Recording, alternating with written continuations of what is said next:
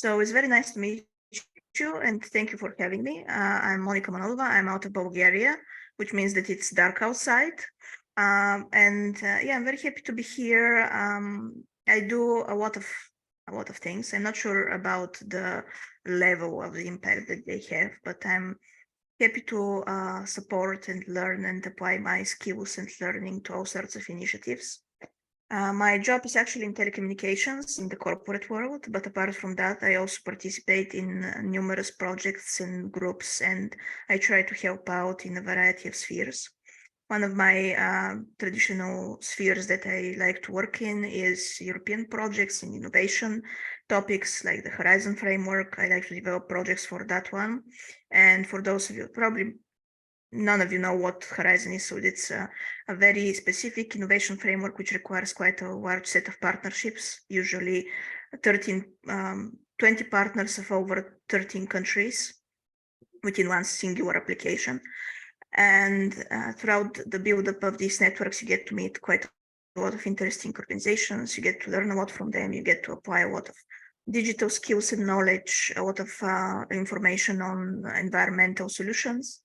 And at the same time, during the COVID lockdowns, I got quite involved within the British Innovation and Ethics Group for Artificial Intelligence, which is Milton Keynes Artificial Intelligence. It has now been renamed to Morality and Knowledge in Artificial Intelligence. I met a lot of wonderful people there, Manjay included, and I have been very privileged to host the focus group meetings for green technologies in artificial intelligence. Afterwards, I got involved into the Planet Positive 2030 group, which is developing the design framework for sustainable design for the planet towards 2030. And yeah, a lot of interesting collaborations with a lot of brilliant people all across the globe. And this is only a little bit of what I like to do. So I make my living in the corporate world. I develop things, and I'm good with technology. But what drives me and what fuels me is these brilliant connections that we create while we try to work on larger goals for the betterment of our world. Yeah, that's great. That's fantastic. Thank you. Well, we need brilliant people like you, and so we are happy that you're part of this change, this transition. The work we do with mindfulness is to develop awareness, develop consciousness, develop along the side of being aware and conscious, also having the skills to live in kind of like an interconnected, interdependent way that it actually is. Things are like that, but we tend to separate ourselves, tend to think ourselves as separate. And in this morning meditation I was leading, and it just came to me to tell people to say, okay, think of anybody you meet as a different version of yourself. Like, you're a different version of me. I am a different version of you. We're all a different versions of each other, And then you could then go another step further to think of any other creature is a different version of us. A horse is a different version of us, and a bug is a different version of us. And then go to plants, and then go even to inanimate objects. Water is within us, so it's a different version of us, right? So these ways of thinking are a little bit abstract for people, a little bit maybe unfamiliar to people. But when you think about interdependence, interconnectedness, really it's very easy to establish it. It's very easy to kind of see, like, look, there is water in the faucet, in the toilet, in the cloud, in the ocean, and in my mouth, right? It's the same sort of element or same material. And so we are connected in so many other ways too. And so our goal is to establish sort of a connectedness to what is alive and what is not, and what is our responsibility, and then learn what to do. How do we live? Because it's not easy to be a human. It's not easy to be a human. So your part here is doing projects that will help humans accelerate change or betterment, or bring in sustainability to the world, and I'm really grateful about that. And so I wanted to see if Matthew would like to jump in. Are you here, Matthew? Yeah. If you want to jump in and have a conversation with Monika, I have questions, but I don't want to dominate.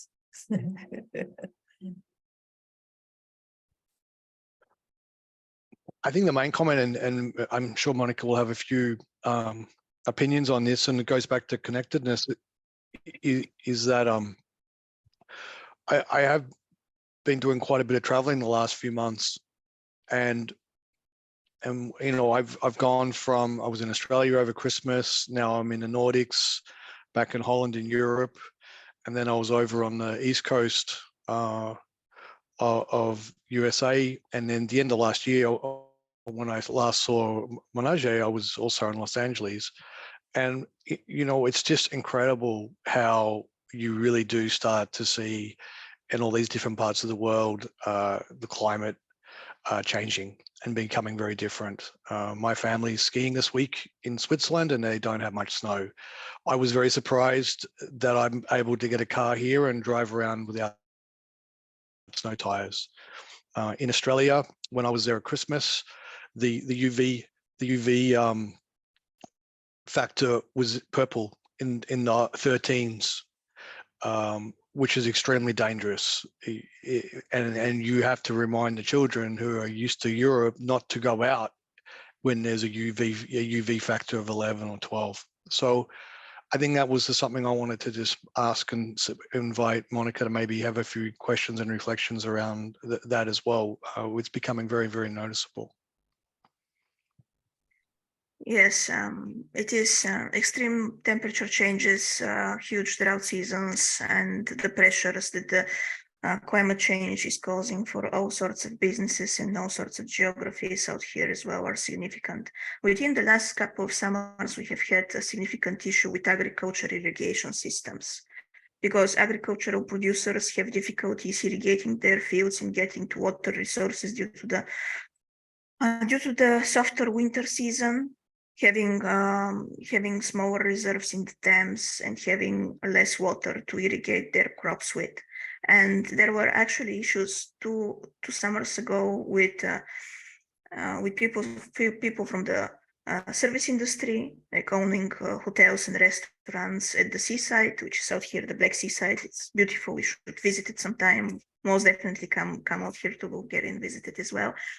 So there was this argument between agricultural producers and service providers in the service industry about who was going to use the water during the peak season, because the crops needed irrigation, and at the same time people were visiting all the hotels. So it was an issue. And this last summer was one of the longest droughts of the season. This winter has been not that significant winter with regards to snow. And a partner of mine out of the Netherlands and I, we basically developed this tool. It is in demo stages, but we developed this tool which utilizes satellite imagery to capture the quality of water based on the satellite capture of the surface levels of the water within the dams, to capture how that surface level changes and how the coverage of the water on the surface of the dam shrinks, in order to warn all the stakeholders which are connected to these water systems that there is a risk drought period coming up shortly, and they won't be able to service their industry, and they will be able to produce less. And there are changes in the ecosystems as well, because the same sorts of species which used to be natural for specific zones around the world will no longer be natural for these zones, and we won't be able to look after the same sorts of crops and look after the same sorts of produce within the different climatic zones across the world. And that is going to reflect in all sorts of areas of our lives. And yeah, heat issues throughout Europe, hugely problematic, especially considering also the health issues, the fact that a large percentage of the European population is among the elderly, especially out here in Eastern Europe. There is a lot of elderly population, particularly in rural territories. So there are healthcare issues which arise out of the heat, apart from all the agriculture, industrial issues that arise out of the heat islands. And it is going to be a bit problematic. It isn't something that's going to go away. It is going to probably extend, with a lot of scientific publications noticing that we are going to come into longer and longer seasons of extreme heat and heat distribution throughout the globe. And it is true that we are all connected. Monika, like you mentioned, a couple of years back, there was this set of articles about sand from Africa traveling upwards to Europe and how we were all inhaling that in some fashion. So I believe that even through the air that we breathe, we are all connected in some way. And it is impossible to mistreat that without mistreating all the human beings on the planet and all the living things on the planet as well, because we all depend on these ecosystems to provide us food, to provide us water, to provide us shelter, and to sort of fulfill our basic needs and then our spiritual needs as well, because we are all connected through these ecosystems. I was just today writing this, I know it's called project, but it is more like an artwork, creativity, trying to apply for these topics. And I was writing that European culture, the ways in which we interlink, the way in which we connect is through nature as well, like folklore, the way that ecosystems are translated to art, to poetry, to architecture, and to paintings. So when we imagine the world in a couple of years and the generations that are to come, we're going to see how it isn't only their way of living that changes, because some people are going to grow up not having seen snow in this part of Europe where I'm currently residing, where that was like seasonal. It used to be traditional winter seasons with quite a lot of snow. So in a couple of generations, there may be younger people who have not seen snow out here. And also their approach to life is going to be a bit different. They're going to consume different products. The way of life is going to change significantly in order to adapt to what has already been occurring within our planet. And there is also going to be a cultural change. They're not going to be able to understand the poetry we have about nature. They're not going to be able to comprehend the types of pictures and artworks that we have that relate to nature and that relate to agriculture. So life is going to become just a little bit different. And this is not, like, people try to explain that this isn't a certainty, that we can sort of bend the curve on climate change, we can prevent that from happening. But the fact of the matter is that everything that we do now, it is going to only have impact in a couple of generations. So the next generation, the generation after that, they're going to live a bit of different lives. And then if we are successful now, they're going to be able to feel the impact of what we are doing now to mitigate climate change. That was my very long-winded answer. I hope that was a good one. Oh, definitely. Thank you. No, long-winded answers from people like you are good. No, I'm just listening and seeing how very attentive and to the fact that this is not just our basic life changing, like basic needs changing, but also changing our philosophies and our art and poetry and entertainment and all kinds of softer, more, things that belong to the human species that differentiate us from other animals. And so that's fascinating.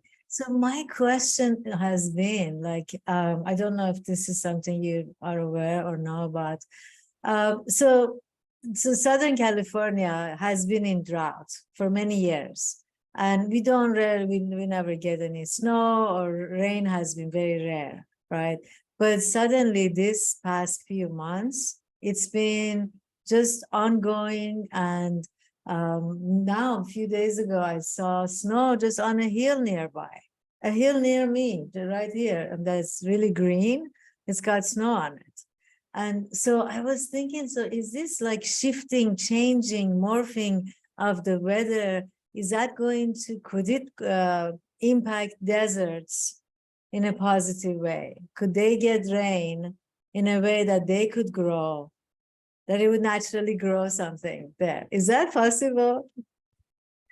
Yeah, this is one of my favorite books in the modern English literature, The English Patient, by Michael Ondaatje. It starts with the English patient traveling through the desert, and there are these paintings within desert caves, sort of signifying that there used to be large water bodies out there throughout the development of the planet. So that I think that there are going to be significant changes throughout a variety of areas. But when you mention water in the desert, this is what I think about. It is the English patient and that character traveling through the desert and being able to spot these specific characteristics of these areas as being rich in water, which is a departure from what we know about them now. And there have been significant changes in the climatic conditions on the planet before. Like there were historic periods when there used to be water in the desert. There are significant water bodies like the Colorado River. Like you can basically see all of its ages of change in the erosion of its bed. And then there used to be a lot of different geographic areas which were affected by the ecosystems which used to exist there. And then something happened, and the conditions within the planet changed, and now they're different by a huge contrast, and not simple marginal contrast, by a huge contrast. So it is perfectly possible that places that used to be tropical weather will soon get a lot more snow, and the places like out here that used to have these beautiful winter seasons will experience a lot more tropical weather. And the problem isn't the change throughout the planetary development, because there were these huge historic changes recorded before us. The problem is the rapid speed with which they are occurring, and the capacity and the lack of capacity for ecosystems to evolve with these changes. So human beings, by our interaction with the landscape and with the landscape, and by the rapid speeds with which we are producing goods and trying to tame nature, we are sort of speeding up these changes. We are making them harsher, and we are making it more difficult for natural systems to adapt and to adjust to them. Mm-hmm. And while it is true that there were periods within the development of the planet where areas that used to have water on them sort of become deserts, and there are periods times within the development of our planet when territories that are now mountainous areas out here used to be deserts. The speed with which that is occurring right now, that is the concern. Mm-hmm. So you said that there is greenery and now there is snow there. So that greenery is going to experience that shock, that temperature shock. And the same ecosystem which used to exist there will probably have to adjust to that shock. And that adjustment, it's not an easy adjustment. It might disappear altogether. It depends on what the next couple of seasons are going to be like.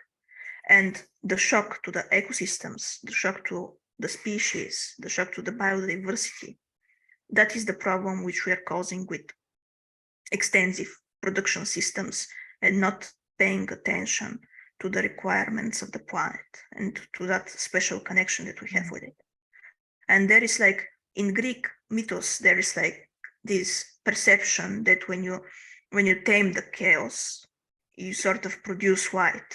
And that has been something that humanity has been striving for years, trying to tame the chaos that is around us, trying to tame nature, trying to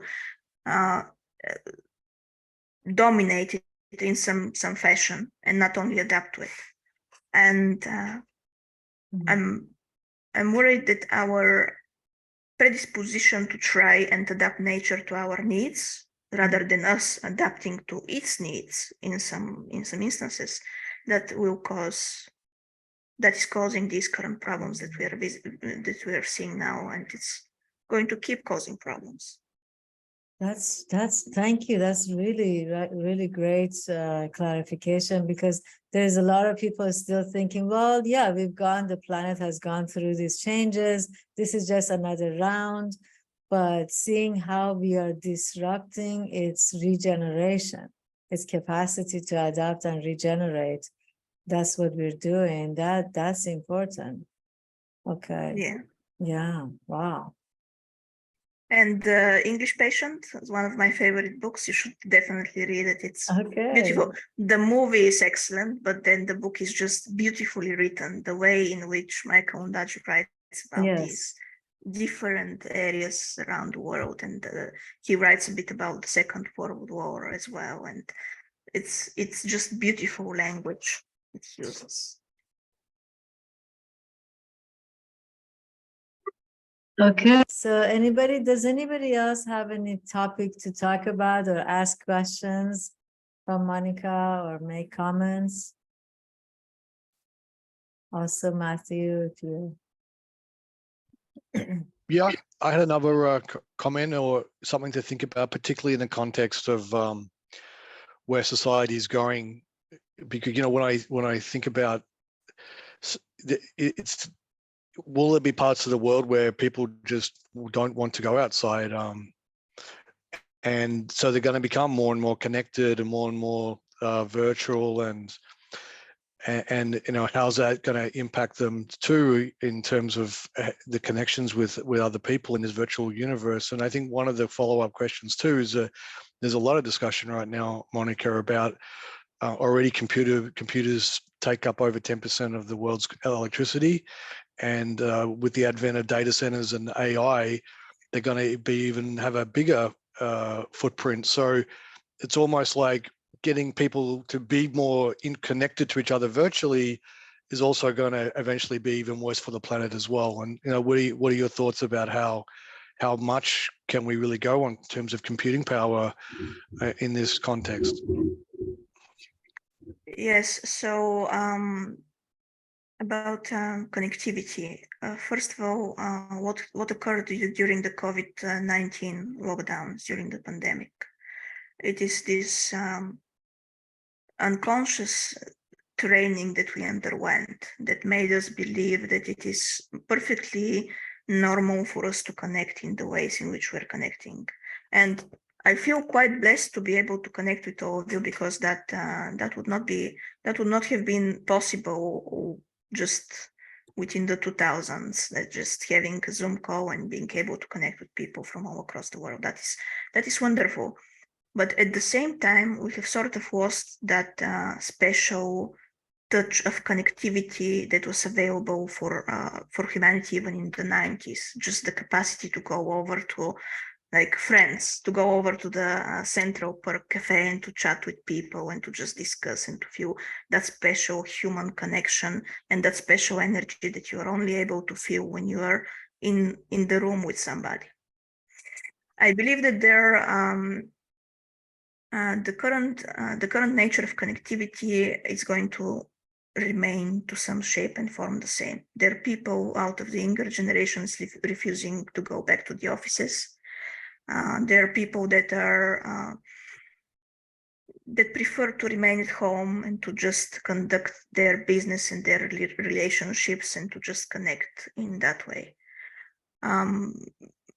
Facebook invested quite a lot in the development of the metaverse, and I believe that even if it isn't Facebook's metaverse that takes over in some future potential reality, there are going to be people just perfectly happy to connect via digital avatars and not seeing each other in person at all. This is something that became reality through the pandemic, and going to be even more firmly settled with generations that have completely grown up with computers around them. I managed to catch the wave when I was in high school. So my first computer was when I was in high school. I still had the opportunity and the wonderful chance to experience a normal childhood outside, playing with my friends and just running around, just being in the world. But there are younger generations that will consider this a perfectly normal means of communications. They will not be able to exist without it. They will not be able to create social connections without it.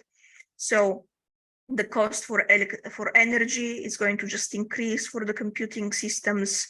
The e-waste will probably just continue to increase rapidly.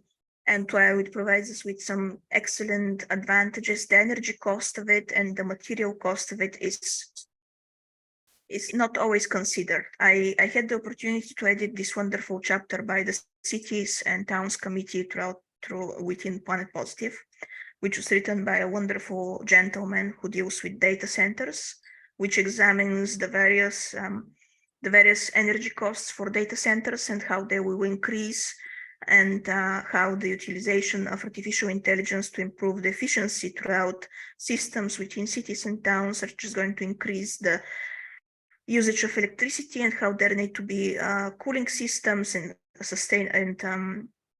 green energy systems implemented through that data centers that support their efficiency and their existence. But I think that it is just the nature of human communication that is going to exasperate that issue, because there are going to be future generations that only rely on digital connectivity to establish valuable human relationships. That is a problem. That isn't, it is a privilege to be able to exist within such a level of connectivity, but at the same time, it is a problem because when you spend 100% of your time online, and when you only utilize digital as a bridge to reach people, that isn't actual human connection. That isn't real. It isn't always real. It is real in some instances, but it isn't going to produce anything good for future relationships or for the usage of electricity. Yes, I see your hand raised, Claudia. Yes, hi Monica. I wanted to like where you're heading. It's this great segue to this question. Now, let's say that's what the future may hold. How do you foresee that may affect people's mental health, not being around each other as much, when being more in the virtual aspect of, you know, should the ecological weather and all these things might change that might affect us to stay home more?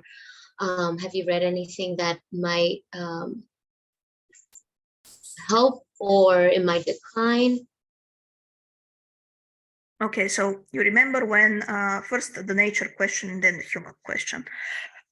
First, when the COVID lockdowns occurred, there were these scientific studies which were developed by the Copernicus program out here in Europe, which is the satellite imaging program, which captures air pollution. And they were telling us that COVID, it's horrible, but at the same time, it is great for climate change because all of the air pollution is just gone, which is okay, that's factual. At the same time, the utility and the usage of electric energy increased due to the increase of these systems. So it is a balance. They weren't able to showcase in scientific studies the balance between the fact that we increase the pressures on electrical systems and compare that with the decrease of actual human logistics caused pollution. So we need to consider the balance of the factors.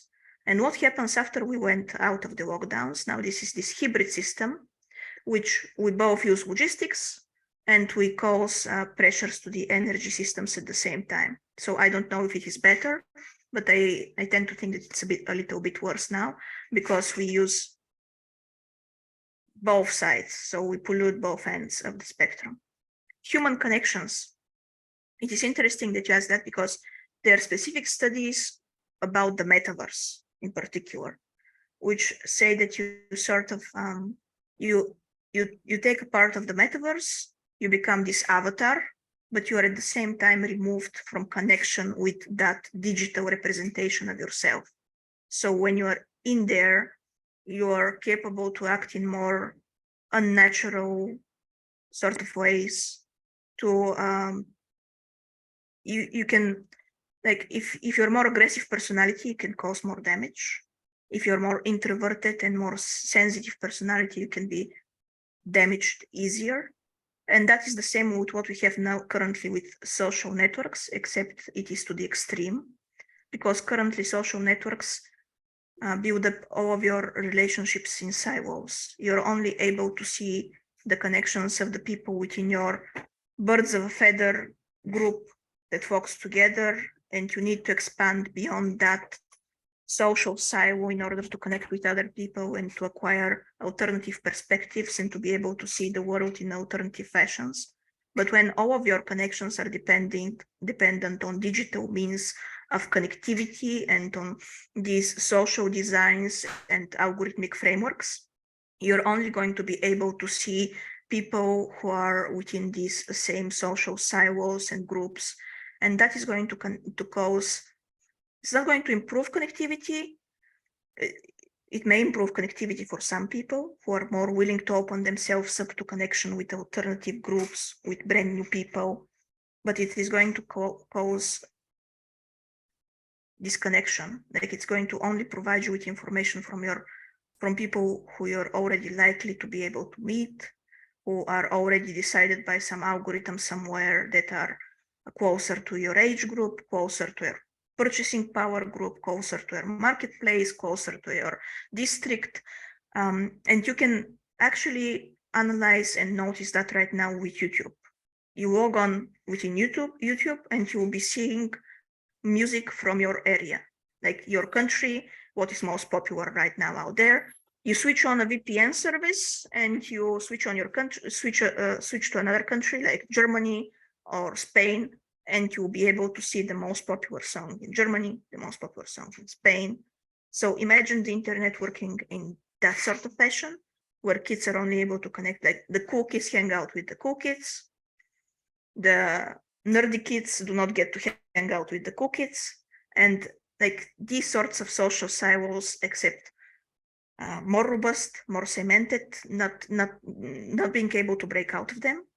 And I know how important breaking out of these silos is because I used to be the nerdy kid, and a couple of cool kids adopted me basically and showed me off around the place. So I become less nerdy, and they became more nerdy around me. So it was a positive interaction, and you don't get to, like, if you're too focused on digital connection and you are not focused on expanding beyond your close circle, you're not able to expand beyond your capacity. So you're going to always be the nerdy kid hanging out with the nerdy kids, and you're not going to be able to see the width and the depth of the world. So that's my short one. I see Eric has his hand up, and Laura, you're next. Thank you. Audio now unmuted. Can you hear me? Yes. I had a comment just for like what's coming up and what I'm thinking about is we really need a paradigm shift, that there's this misconception that bigger, faster, more is better. And Native Americans, when the Europeans first came over, I forget the name, but they had a name for it, the Europeans, for eating excess or killing more animals than what was needed, taking more from the environment. And Native Americans were just so in tune with that. And it was just living in excess. And now we have like Westerners have like the highest standard of living to have this safety and this comfort.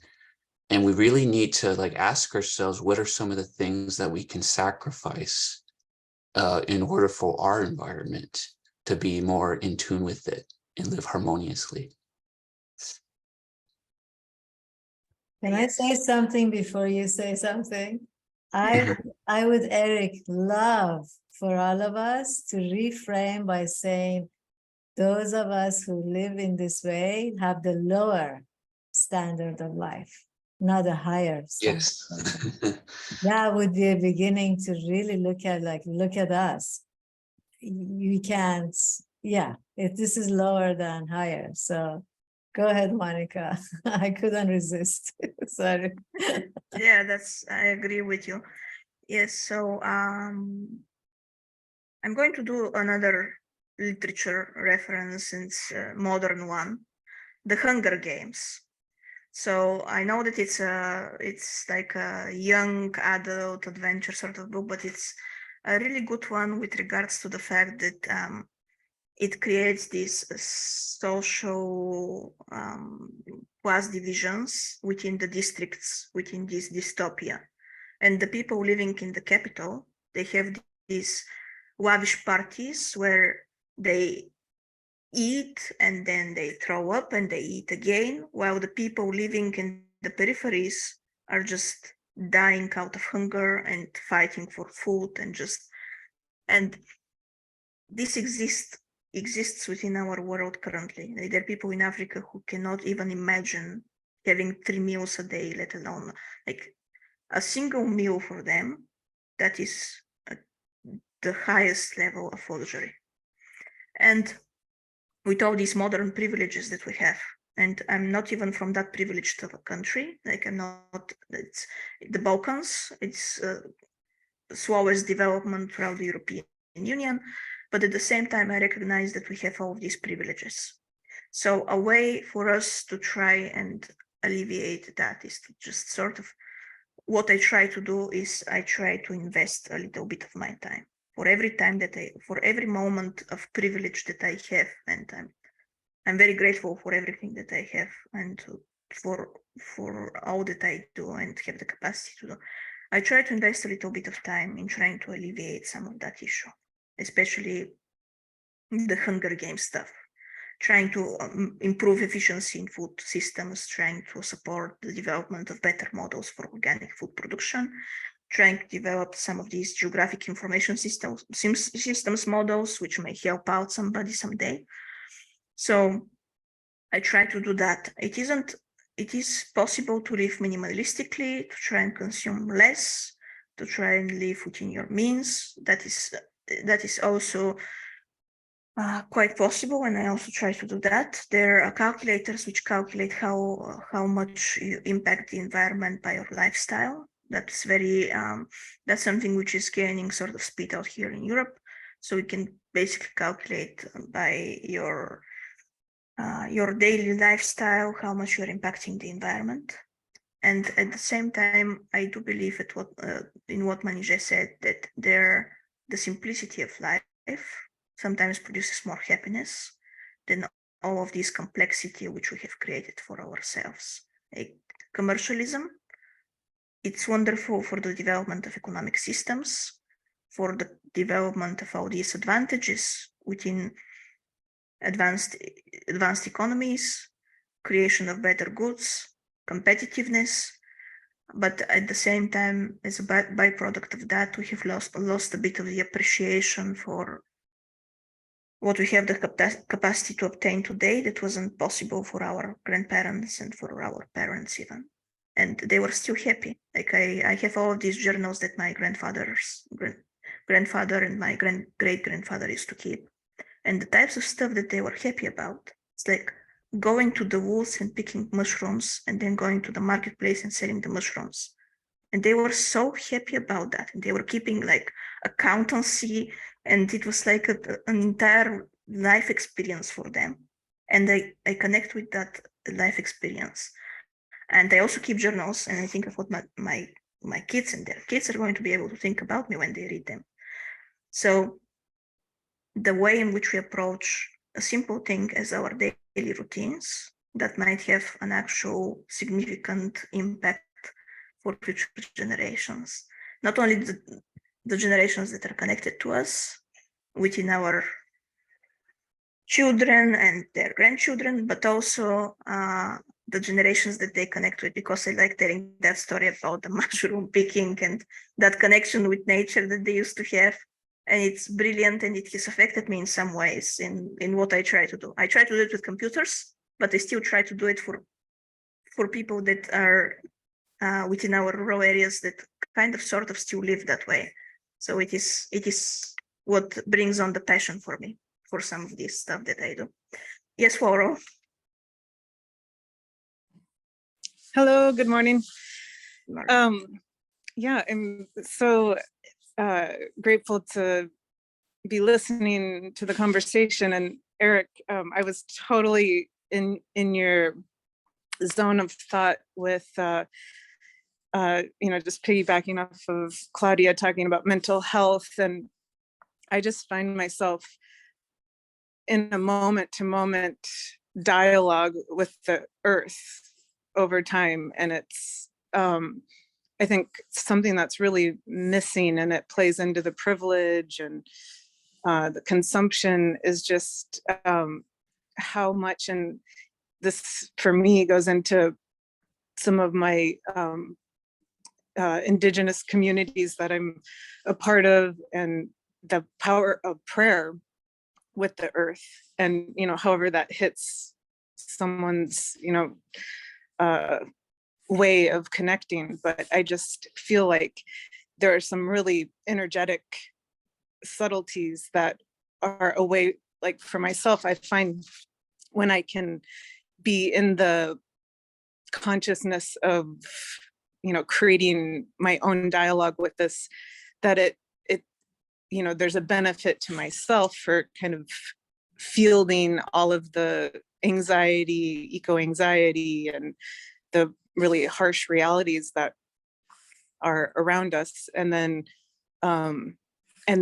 that exchange with this living entity that we live upon, I feel like there's a really profound power within that kind of intentionality within this whole dialogue. So that's something that was coming up for me. And you speak of the mushrooms, and how beautiful that our communities have been in dialogue with the earth in all these different ways that are starting to fall to the wayside or whatnot.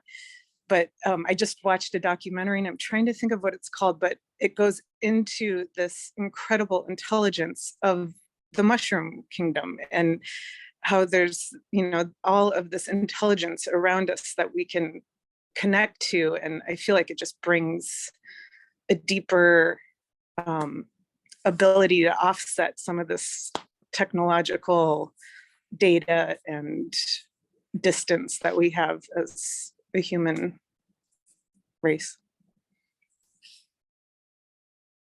Yes, I agree with you. And I know that mushrooms connect to each other in very complex sets of ways with their root network. So that's the same for all ecosystems. That's the same for the trees and the grass and the roots of everything, and the ways in which they connect. And the beautiful thing is that the laws of physics say that there is always this energy balance that exists everywhere throughout the world. So energy, connectivity, and all of that stuff, I believe in that. I believe that's real. I believe that when you connect with nature in special ways, you're literally connecting with that unique energy which is present everywhere around us. And that can be your ancestry, that can be specific species, and no one can convince me that there isn't this sort of energetic bond that we exist within, with everything that is around us, from the earth to the air that we breathe.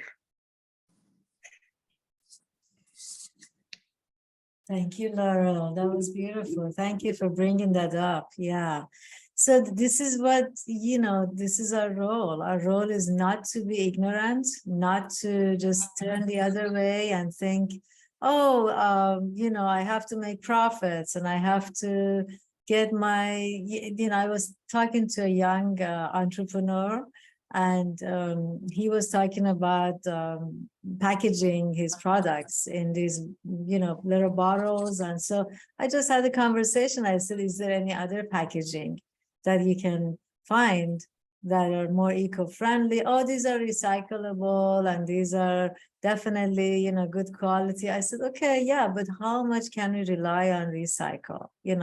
Can you think of the turtle that this is going to go and and hurt the turtle? And so kind of we can have conversations with people around us, not to tell them that they are wrong and they're killing, and because that only produces more anxiety and fear, but bringing their attention to what is the possibility that you can actually behave in a way that's not harmful, and letting them find it. But of course, time is of essence. I'm not sure how much difference it would make. We have a goal of optimizing 1 billion people in 20 years. And Monika has told me it's possible. She says, Doc, it's possible. Don't worry about it. Through AI and the same digitalization that's going to separate people, we could hopefully use it to nudge people in that direction. So I don't know if you did you have a follow-up, Laurel, or you were fine? No, I'm fine. Thank you. I wanted to ask you about corporations, Monika, because a lot of people rely on corporations. Not rely, but blame and think that if only they change, then it will be a substantial change, good enough for the things to change. And we've been talking about in our courses about the idea of nudging. Nudging is such a natural thing that happens, and also it's a interaction. We nudge in all different ways. And so I was wondering, what are some of them, you're in the board of corporations, what are some of the ways that corporations are being nudged, either by governments or the UN or other entities, nudged to do it right? I know Matthew is in that world, and either one of you, both of you can comment on that. That would be great. Okay, so I can start and then Matthew can continue, because I think I have talked quite a lot already. But corporations, I currently work at a corporation, but it is very, I think it is one of the nicer ones. It is inclusive, it is reliable, it's constantly striving not to pressure the ecosystems too much. But at the same time, within the corporate world, there are large players, there is competitiveness, there is actual risk for existence, like energy majors. I used to work in the energy industry, and energy majors a couple of years back had this discussion where one of the CEOs of one of the largest energy companies out here in Europe went in front of all of them and told them that they need to adopt environmental efficiency solutions and measures, because they're currently not sitting at the environmental table, and all the organizations and companies that are not sitting at the environmental table will get eaten. So that is an aggressive nudge, like adapt to climate change requirements or get dissolved or fail financially. So this is a powerful nudge in a language in which they sometimes are better capable to understand than softer nudging. Or governments provide incentives and schemas and requirements, and within Europe there is sort of a just transition schema to sort of close co-production mines in order to facilitate green energy. And this is going to be accomplished by the increases of carbon taxes. so that each and every country pays higher for energy which is produced by polluting sources. And the implementation of green energy solutions is going to be incentivized everywhere, and has been incentivized through our neighboring countries as well. The energy sector is where the fun is really interesting with regards to adaptation or mitigation schemas. And it is in some instances aggressive, like this comment by this CEO that I just mentioned, and in some instances imposed by governments and by the larger communities that they interact with. But then at the same time, it can be established by individuals who believe in in putting the long-term good of the planet in front of the right now benefit. These individuals are a rarity, but they exist. I have had the opportunity to meet some of the CEOs of large energy companies, and none of them ever told me that it is bad to be sustainable. These are people who work in oil and natural gas production, and they actually are more environmentally conscious than their businesses. They're just waiting for that. The nature of competitiveness, it's never going to change within that world. They're always going to compete with each other. They're always going to compete for the marketplace. But these are still actual human beings who are environmentally conscious. I believe that some of the CEOs that I have met in that world, they believe in all of the stuff that I believe in. They believe in environmental values. They believe that it is better to produce sustainably. It is just the nature of the business that they are in. And all that they need is that sort of sense of security to sort of try and be brave within their sphere and try and innovate within that sphere and try and be more supportive of innovations within that sphere without the fear of getting eaten.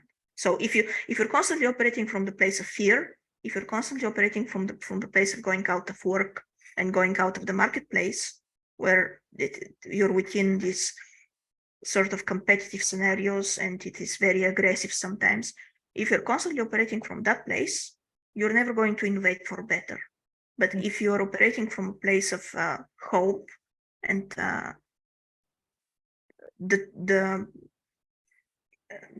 and trusting that you're going to still be in business after you innovate towards green energy, you're going to do it with more willingness.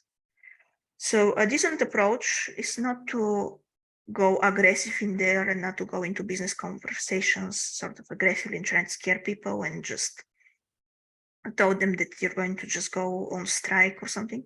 It is a decent approach is to just alleviate the fears and tell them, look, it's going to be better for the business at the end of the day if you try and do these things more sustainably, because resources are meager, they're constantly decreasing, especially within the sphere of natural resources. So it is important to approach it from a natural perspective, from a human perspective, from a very human perspective, talking human to human, trying to provide them with that opportunity to see the world in another way, rather than the competitive paradigm in which they exist constantly. And yeah, that is my main input for that. And nudging, decent habits, I believe in those as well. Yeah. But you can take over this one. Yeah. Go ahead, Matthew.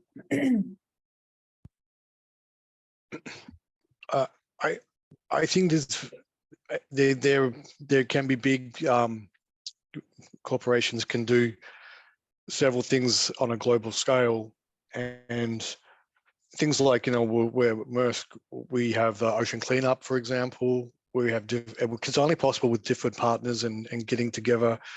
There's the work on biofuels.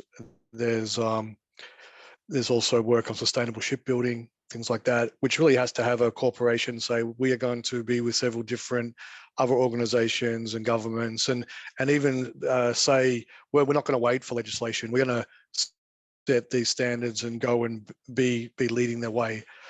But I also think nudging has a lot of role to play locally. I think the Long Beach is a really good example where the Port Authority is trying to get everybody to decarbonize the ports and terminals. Then there's the ocean cleanup in Long Beach itself. Even when I was visiting last year, there were certain areas that had been set aside for certain wildlife species, and there were different groups helping to monitor them. So these are other really important examples of nudging as well. It's not just one big initiative, it's a lot of little things, and how people are thinking about their impacts and working with different groups. And then you can go to places like in Africa where there's a lot of work with communities and talking to people about how you can make an impact for something as simple as offering school lunches to children who might otherwise be not have a good diet, or having education programs. So my whole reflection on nudging is the fact that it does have to be a lot of little things together, but it's also a lot of little things that you do as a community, you do with others that are also going to help it. So everyone does their little piece, it's going to have a really big impact, whether that be locally or globally. Thank you both of you. That's great. Yeah.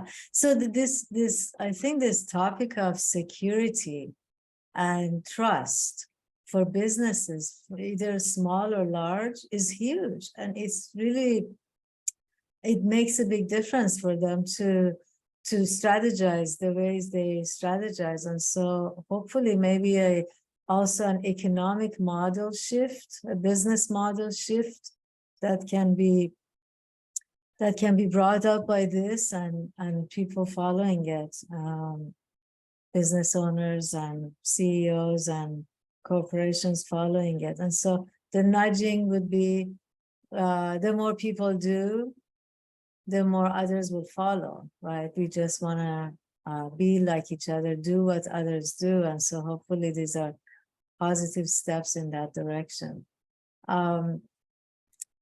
So what that was the nudging. So the eco-anxiety is something that I think we could maybe talk about a little bit more, and kind of tease it out a little bit more. Some of you are teachers here, some of you are therapists here, and so you deal with mental health. And so eco-anxiety is something that's real, that people think about. A lot of people who are empathic, naturally very empathic, it's difficult for them to ignore, and they suffer for, and they get stuck in the judgment of, oh, these other people are the bad ones, or if they, and feel helpless that I can't do anything because no matter what I do, these other people are ruining it, or the government, or the corporations, and so it was very hopeful for me to hear, Monika, that you said that these CEOs are of the sustainable mentality. They do know and they do wish, and they are kind of, their hands are tight a little bit more than others. And so that's a big difference than thinking they don't care. They all they care about is their own pocket. All they care about is the stockholders, benefits. So thinking that black and white, that it's my actions, my intentions, my philosophy doesn't matter, it's not really accurate. It all matters. Everything we say, it has a ripple effect, has an impact. Everything we do has an impact. And every person you meet, a neighbor, or a clerk at the store, or a cab driver, airplane pilot, anybody, right? It doesn't have to be ginormous, and you never know where is the ripple effect of that. So some of the ways that either any of you, maybe you can share, some of you in the audience, have been changing your life, your style, your direction? What are some of the small things you have been doing that you feel like you are contributing in a positive way? I think that might be a good thing to hear from people in either your business or your home, your community, because this is a community we can learn from each other.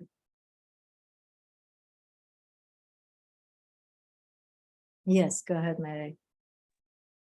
I think going back to talking about the mental health aspect of it, I mean, practicing in Los Angeles has its own challenges, but I think when COVID started, right, like it was a shock to all of us. It has many challenges, but the isolation, I feel like my worry was more about what was going to happen after, right? The coming out of this, because eventually we're going to be able to leave the house or whatever else, but the mindset and how people are going to function, or even like the fear of everything and adjusting to this new reality, to the new norm, has many, many challenges. And I feel like there's so much disconnect and almost this complacency. So I feel like so much of what we do has to come through this understanding, this willingness, right? But this morale overall within us has to shift, because we're lacking that understanding. We're lacking the connection. And I feel like bringing it back to just hearing one another, that literal understanding of one another, being present with one another,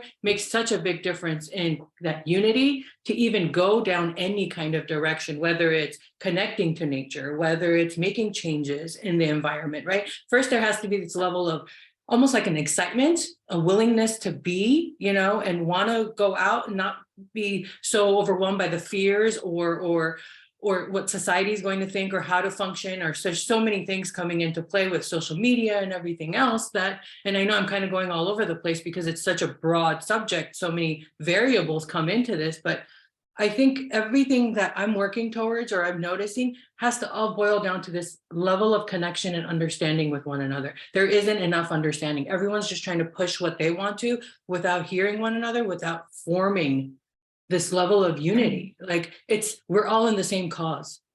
We're all fighting for the same thing. We're all suffering with similar things. And until we break that barrier of trying to understand and to connect, because we're all behind these screens and everything else. And yes, it has its great benefits. I could not make a living during COVID if it wasn't for this. But at the same time, it ruined so much. You know what I'm saying? So it's understanding. I think it's balancing so much. But really that connection and I keep saying understanding because that's what it boils down to. We can't have much of that with everyone being in fear or being caught up in the different constructs of their own patterns and whatever else. Yeah. And no one's coming from the right approach, the right intention. So this is really great. So I'm curious, Mary, in what way do you create some understanding with somebody else? Do you have an example of this? Just even being actively listening. People think that they communicate. People think that they listen to one another. No, they don't. Active listening is a serious skill that most people lack, And so even incorporating more of that, teaching more of that, right? Then it's not about your agenda. You're not waiting for me to finish something so you could just say whatever it is you want. You're actually present with me, and even that, and then understand. So getting to like, oh, okay, what these people are struggling with, incorporating new ways of finding excitement. Like I'm not gonna lie, I went through a period of time during COVID where I was like, I'm losing my faith in humanity. And how can I do what I do if I lose my faith in humanity? And I had to bring it back. But this is work we all have to do with ourselves. And it takes a lot more accountability than we actually put out there. Because another thing, we coddle, we enable, we do so much. But it comes down to a lot of this teaching the right skills. Listening. I don't know if I'm answering your question. Again, it's so broad and I can get so heated and passionate about this that I can come up we can have another hour session maybe. No, thank you. Yes, absolutely listening. Yeah. So Claudia, what would you? Yes. I am right with Mary, 100%. I actually ran an experiment on Clubhouse during the pandemic. And, these rooms are filled with 100, 500, thousands of people. And I was just first listening what's going on, and everyone's just complaining. So then I would start just listening. What is the complaint? What is the pattern? Right. And after a while, I finally got up and asked, okay, what everyone is saying is valid. What are the solutions? How are we moving together forward? Right. Posing that question. And so what I realized is kind of what Mary is saying, that people love their patterns. They love to be stuck. They love to complain, and they don't want to change and do something. They want to point fingers and say, no, the government should, or this should, or someone should, but it's right, as we all know here, it's us. So it was kind of heartbreaking, because it wasn't, I did it multiple times in different rooms, that it was in the same conversation of either you're complaining about COVID, or the what we're talking about here. Why am I drawing a blank? Weather change, the food scarcity situation that was not real, and all these fears that people were just so engulfed in. And so I just kept coming up the stage and saying, okay, as a collective, how are we resolving this together? What are we doing, since we are in this beautiful app where we globally can talk and create solutions? What are we doing? And it was really difficult for people to shift that mindset to resolution, instead of, where they want to stay in that fear-based space. And it is heartbreaking, and it's pretty sad, because for me, it affects their children. Right now, the children are afraid. And the deeper understanding for me is that, Gaia is just as infinite and abundant as we are. So she knows what to do. We don't have to worry about her. And so the people that are so engulfed with that empathy of like, oh, crying over her, she don't need you to cry. She needs you to be you and do you. So that way you can show up for your community and show and be the example, right? So it was really difficult to listen, and people just, there were people who were interested in resolution, but comparison to the people who wanted to stay in their fear-based mindset, it just outweighed that space. And so I eventually got off the app, because it was just a circular pattern of conversation of the same things, of blaming external forces for what's occurring, versus what are you doing to make it happen in your community and expand that space. So definitely with Mary, I can be here all day. It is upsetting, because people just want to do that situation, and I didn't purposefully do the experiment, but because I was listening to the pattern, I was like, okay, let's see, let me have my faith in humanity and throw it out there, see what, maybe this will inspire a space, create resolution. And it's just very, very seldom some people did, and we're sharing that what they were doing, which was beautiful. But that's my 2 cents. Thank you, Claudia. Look at you speaking the stuck model language. We've been working on this in that class. But let me say something, Claudia. See, from our classes, we've been talking about programming, right? That we are all programmed. We have to be programmed in order to have a life, to have a certain view, certain way, certain perspective, certain skills, we need it, right? And when we are programmed, when a person is programmed to think this way, and it's a pattern for them, and they're engulfed in it, right? Now they're stuck in it. How can you be disappointed at them? Being disappointed at them is useless, fruitless. You just recognize that, oh my God, that's what's happening. They are stuck in that model. And that's all there is to it. It's almost neutral. Do you understand what I mean? It's almost like if an earthquake happens, from what's happening on its own side, it's just happening. It's not happening to kill us. or to, Mhm. be negative, or to harm, or to, it's just physiologically, chemistry, all these things are happening. So this is, I think, a moment for us to be able to keep our own, the harmony within ourselves, regardless of what's happening outside, because look, they are programmed. How could they do differently if they are running that program? It's like saying to Excel, act like Word, for example. Word, it cannot act like Word. It's Excel, it's designed, it's the software is different, you know what I mean? Right, that's true. Yeah. Or saying to Excel, act like PowerPoint. Mhm. It just doesn't work like that. So this is where we can make an impact. And of course, leaving and this, avoiding those things are useful for us to protect ourselves and to give. But then reducing the amount of disappointment or thinking that people should be different. How could they be different? Do not ever ask Excel to be PowerPoint. And if you ask, you're gonna get disappointed. Yeah. It's your Right, definitely. issue And it of the wasn't, PowerPoint. and the removing was that I didn't not, the disappointment definitely kicked in, but after a while, it's just like I'm presenting something, no one's catching on. It's okay, and you You're just talking PowerPoint to Excel. to Excel, to everyone. Excel, like, what is she You saying? gotta speak Excel. You to gotta make Excel. screenshots of your. You know what I mean? So, I mean, if that's a good metaphor or something, it's like saying, I told another person, it's like saying, having your handyman build a house for you. Mm. Disaster. A handyman knows really small little projects around the house, but they cannot compute all that it takes to be put into, engineering and architecting and all that.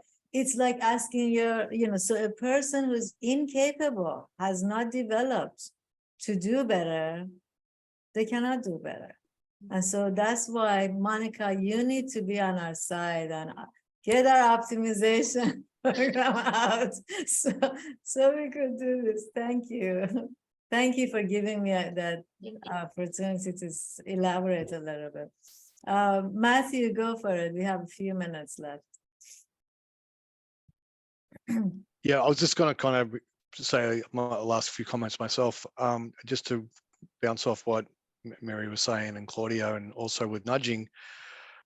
I think part of the ways which we can connect is having our own versions of nudging as well. What I'm really trying to do at my work at lunch times, where there's a cafeteria, is to make it clear to everyone else that it's okay not to take a lot of food. We waste a huge amount of food at work. People just take plates and it goes in the garbage. And I think that's a lot of the reasons why people won't do that is because they're too afraid to go and ask the kitchen or the chefs to just give them a smaller portion, or ask them to just take the protein or just take vegetables, things like that. So you have to have that connection. You have to be the first person to try and encourage others and say it's okay. And then the other thing is really in the workplace, and that is there's a lot of pressure on people to come back to the office. And I think sometimes if people are really not feeling in the best place, they're not having the best week, or they're having a hard time, we need to say that it's okay for them to also just stay at home and have a day off, and don't feel guilty about it too. So a lot of these things, I guess, what I heard from Mary is we do want to make connections with people as well. But I think one of the best ways that we can do that as a group and a community is to make sure they're not feeling guilty about certain things where previous behaviors were expected. We need to lose them and say that, it's okay for you to ask for less food. It's okay for you to have a mental health break at home. It's okay to ask for help. It's okay to go and support people around you. And I think I wanted to just share that as some examples of what I've seen of personal nudging in our families and friends and workplaces. Thank you. Thank you so much. So we have a few minutes. I thought we'd do that exercise of the speaking on behalf of. It was wonderful. Mia did this exercise in our Planet Positive group, which we will be meeting tomorrow, right, Monica? Tomorrow afternoon, right? Okay. So I would love to ask you, Monika, if you were the Earth, the planet Earth, what message would you give us, this human species, given all that you know? Yes, so I would just say to slow down, really just slow down and take a bit of a break and just try and take it easier on yourselves and on everything around you. This is the type of message that I believe that the planet will be sending us. And yes, I also believe that it is only possible to help out and be present within your community. Like you both mentioned earlier, when you are surrounded by all of these energies, it becomes like a Tetris within your brain. You start looking for the missing pieces, and you're only able to see these missing pieces that you're currently lacking. And in order for us to be able to actually connect and help each other out, you need to be able to see when you look at someone, when they're a bit different from you, when they're coming towards these environmental and social issues from a different perspective. You need to be able to see the beautiful sides of them and not only focus on the lacks, on the stuff that is missing, that is not there, on the problems that you have. So focus on the beautiful things, focus on the better side of humanity, focus on the, not on the human nature side that makes us more competitive and more fearful, but on the side that makes us more poetic, that makes us dream and hope for better, and that makes us try and implement those things in our daily lives. This is what I think will be a nice approach to things. Thank you. What a beautiful, kind Earth Mother. Thank you. Yeah, so I'm going to ask Randy, if you had the voice of our ancestors, what would the ancestors would like to give us? Tell us, what's the message? Maybe we can close our eyes and listen to our ancestors.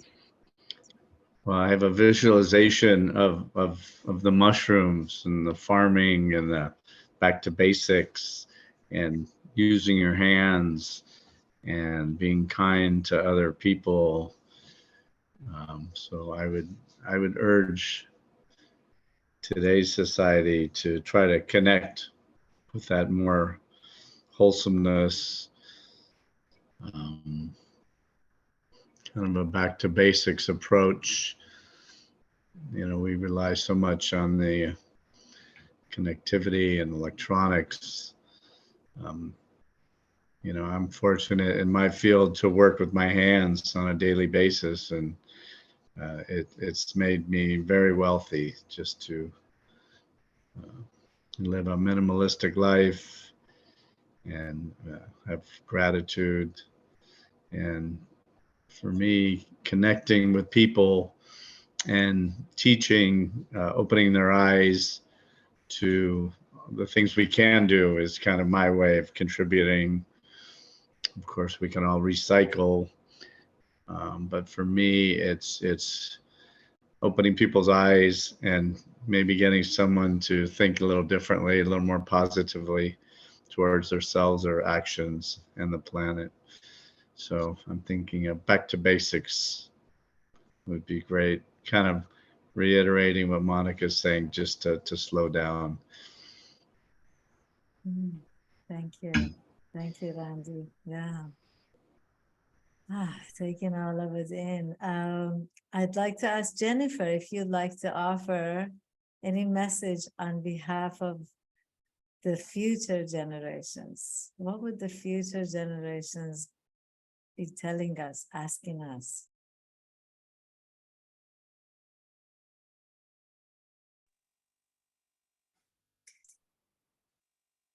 The future generations ask that we think of them and that we hold them in our hearts and try and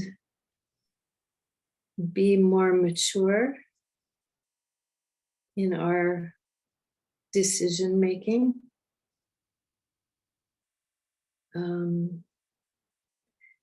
And the future generations aren't just the humans, but all of the beings that this planet has generated and will generate again. And the future generations are already here, and they are already speaking to us if we just pay attention. So Thank you. that's what they're saying. Wow. That's beautiful. Thank you. So we have one last one. Laurel, if you like to do that for us, maybe you can be speaking on behalf of life itself. Life itself. What would the message of life be to us? If you would like to offer that.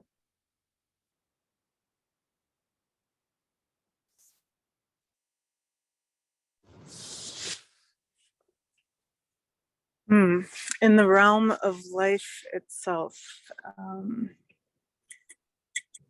the message being that of this important piece of active listening, being able to receive the messages that come to us throughout our days, to be able to listen deeper and to be able to hold a consciousness that infuses into all of our decision making so that we can choose ways to support our earth and all of the beings, and to just remember and to slow down and to be able to remember the most important parts of what it means to be human and be in community, and to hold a healthy space for the future generations so that they may thrive and that all the beings can have an opportunity for health and happiness. Amen. Thank you. Thank you. Yeah, everybody is so kind. Bonnie, I just see you just came on your video. Would you like to say anything before we leave? We've gone a few minutes over, but I want to make sure that everybody feels it. That's okay. Unfortunately, I had an overlapping meeting longer than I thought, but what I heard is so inspiring. I always love these. Thank you to Monika and everybody. You're welcome. So let's just close with, if you like, with a couple of minutes of meditation. Take a deep breath, close your eyes, and knowing that meditation is not anything in particular, but rather consciousness of your experience, this body, sounds around. There are feelings, emotions, sensations. The mind is there too. It's all inclusive. It's all inclusive. And so I would like to offer and one more version of life message to all of us. I think if I were life, I would say, I got your back. I have you. I am with you. And you will not be done. You will not be beginning or ending. Nothing begins or ends. Nothing is destroyed. Nothing is created. It's a continual, consistent flow, change, shifting, morphing, and life is always present. We can count on me, the force of life, to always be there, present. The only thing you have to think about is not to suffer, not to cause suffering or suffer yourself. That I cannot change for you. You can do that for yourself. So with that said, we bring our hands of great gratitude, appreciation to each other for being here. Thank you, Monika. Thank you, thank you, thank you.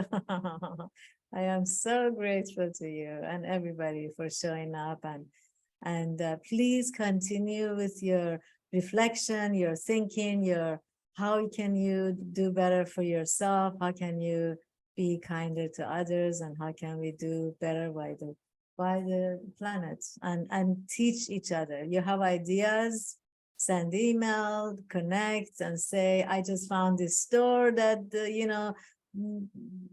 sells these natural things and they're not that expensive, or I just found this thing that we could refill in this other place, or or articles or anything that you want to share with each other so we can maintain our community. Everybody here is talking about community and connectedness. This is how we have one mode. Let's keep it energized. Okay. Thanks a lot, everyone. Thank you. Yeah. Thank you. Thank you, Ma.